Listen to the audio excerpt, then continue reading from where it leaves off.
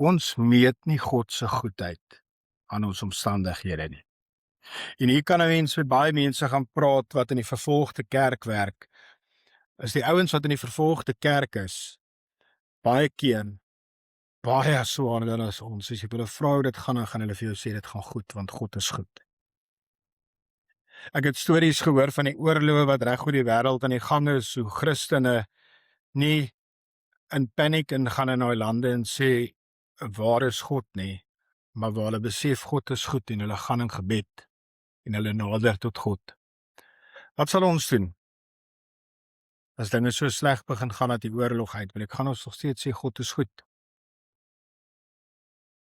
God se goedheid verander nie saam met jou situasie nie. God bly goed, of dit goed of sleg gaan. En moet asseblief nie God se goedheid aan jou omstandighede meet nie, want wat vir hom duidelik is, sy paaie is anders en jy kan dit nie altyd sien nie. Die